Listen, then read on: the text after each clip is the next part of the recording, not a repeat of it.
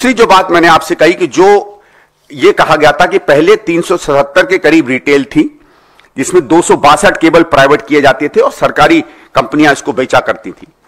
आज वो एक तरफ तो 850 के करीब रिटेल हो जाते हैं, लेकिन जहां पहले 262 के करीब प्राइवेट प्लेयर्स थे, आज केवल 22 प्राइवेट प्लेयर्स हो जाते हैं।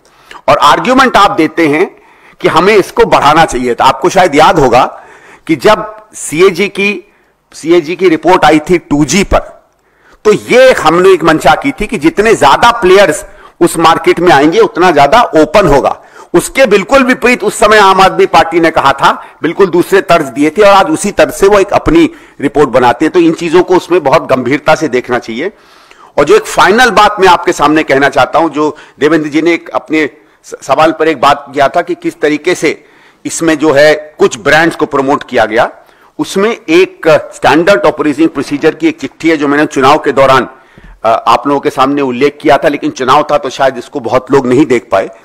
दिल्ली सरकार ने एक स्टैंडर्ड ऑपरेटिंग प्रोसीजर लिकर का चेंज करने की एक डॉक्यूमेंट बनाया था जो मुझे मिला, और मैंने उसको वेरीफाई किया है। और अगर आप दिखेगा, आज से कोई 10-15 दिन पहले एलजी साहब की अध्यक्षता में एक नई आबकारी नीति दिल्ली में इंप्लीमेंट हुई है जो स्टैंडर्ड ऑपरेटिंग प्रोसीजर पर बनती है।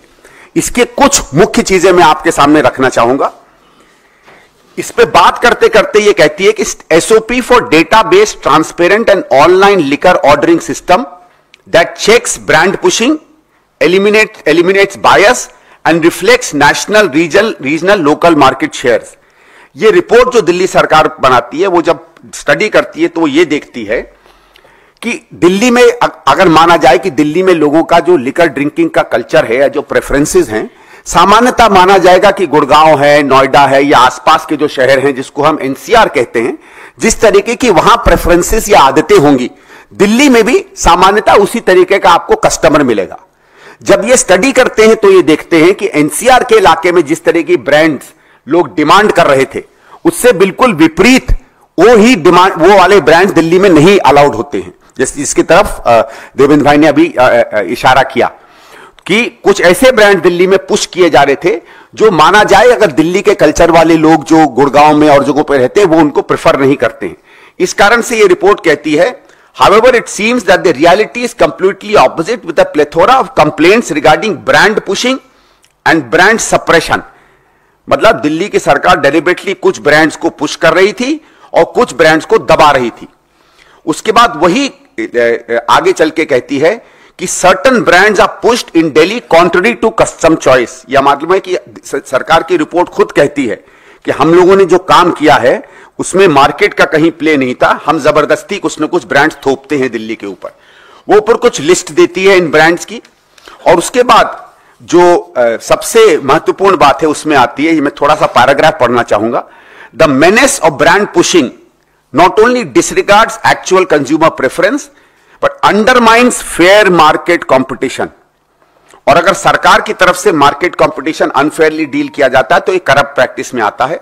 उसमें कहा है कि the practice has become to sell what is ordered and order only what one likes to sell. मतलब जो हम चाहेंगे हम वही बेचेंगे, जो हम चाहेंगे अपने मन से उसको हम बेचेंगे। इसके मतलब है आर्बिट्रेरी है, और शराब में कोई परोपकार में किसी शराब की कंपनी की मदद नहीं करता है। फिर उसमें दिया जाता है कि इसमें एक परवर्स इंसेंटिव आता है, और जो आखिरी लाइन है, जो सबसे इंपॉर्टेंट लाइन आती है, analysis of the above top brands जो दिल्ली में पुश हो रहे हैं reveals that most of them have their plants based in Punjab. Punjab में किसकी सरकार है यह बात आप देख लीजिए, और वो लिस्ट भी वही रिपोर्ट देती है कौन सी वो कंपनियां हैं जो पंजाब में बेस्ड हैं। तो न केवल ये लोग पॉपुलर ब्रांड्स को पुश करते हैं, बल्कि उन ब्रांड्स को जबरदस्ती पुश करते हैं जो ब्रांड्स पंजाब में बेस्ड डिस्टिलरी कंपनीज बना रही हैं। 1916-17 से आम आदमी पार्टी एक बड़ी पार्टी है पंजाब में, वहां विपक्ष में बड़ी पार्टी रही, उसके बाद सरकार रही है। इसके ऊपर भी क्रिमिनल इन्वेस्टिगेशन मेरे हिसाब से होनी चाहिए कि जब दिल्ली में उत्कृष्ट कस्टमर है, पैसे वाला कस्टमर है, दिल्ली का माना जाता है डिसर्निंग कस्टमर है, उसके ब्रांड्स नहीं दिए जाते हैं और जबरदस्ती उसको उस राज्य की कंपनियों की शराब पिलाई जाती है जहां आम आदमी पार्टी की अपनी सरकार है। Thank you.